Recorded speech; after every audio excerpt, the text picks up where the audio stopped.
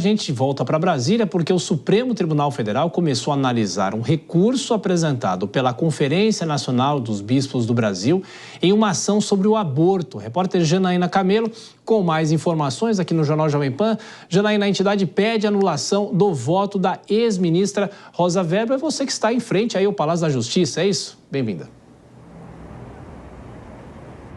Boa noite, Thiago. Boa noite a todos que nos assistem. A gente está aqui na frente do STF, né, para dar essa notícia, porque a Confederação Nacional dos Bispos do Brasil participa aí desse processo, desse julgamento do aborto, como amicus curiae, né, que são ali amigos da corte, que são instituições que são admitidas ali para participar de um determinado processo, justamente para levar ali para esse processo questões relevantes sobre o assunto. Então, como amicus curiae, a CNBB, então pede a anulação do voto da ministra Rosa Weber nessa ação aí, que analisa, né, a descriminalização do aborto até a 12ª semana de gestação. O voto da ministra Rosa Weber é o único voto nesse julgamento, porque ela era a relatora, né? Então, é um voto a favor da descriminalização. Inclusive, nessa época, quando ela apresentou o voto dela, que foi em setembro do ano passado, gerou muita polêmica, né, Tiago? Porque foi às vésperas da aposentadoria da ministra.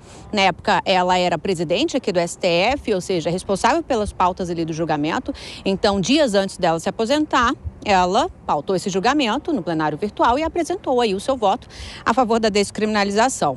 Só que tem uma questão. Antes da ministra apresentar o voto dela, o ministro Luiz Roberto Barroso, ele apresentou o pedido de destaque para levar esse julgamento para o plenário físico, e aí suspendendo, então, esse julgamento. A gente sabe que quando há essa transferência, né, do plenário virtual para o físico, o placar ali do julgamento, ele é zerado. Mas como neste caso Rosa Weber era relatora, o voto dela, então, permanece no julgamento. Então, é isso que a CNBB está questionando, está pedindo a anulação desse voto, porque ele foi depois do pedido de destaque do ministro Luiz Roberto Barroso. Então, pede aí que o Supremo desconsidere o voto da ministra Rosa Weber. Bom, esse recurso, ele está agora sendo analisado numa sessão virtual que foi aberta hoje. Já há um voto aí. O primeiro voto é do ministro Flávio Dino, pedindo que esse pedido da CNBB seja desconsiderado, que seja inadmitido. Segundo o ministro, ele alega o seguinte, que amicus curiae não podem apresentar esse tipo de recurso, que são embargos de declaração, nas ações de controle de constitucionalidade. Tiago, é com você. Janaína Camelo, com as informações do STF, tudo iluminado nessa sexta-feira, a gente continua acompanhando. Bom trabalho para você, até mais tarde. Bom, meu caro Cristiano Vilela, é um imbróglio jurídico, independente do tema, né? Mas isso muitas vezes acontece, o ministro se aposenta, como foi o caso da ministra Rosa Weber, mas o voto fica, ela era a relatora. Como é que isso, mesmo com essa contestação da CNBB, como é que fica isso, Vilela?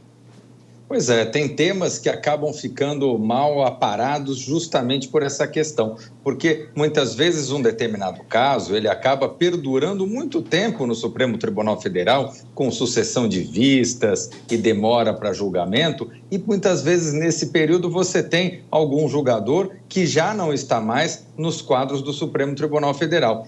E muitas vezes o cenário fático ele muda com o tempo. E aquele voto dado por um determinado ministro uns meses antes, ou até um ano antes, 2 anos antes, ele não é mais o mesmo do momento do julgamento. Então, esse é algo que em casos concretos, às vezes ele chama a atenção, mas é algo que poderia ser repensado na estrutura, na organização, no regimento interno do Supremo Tribunal Federal.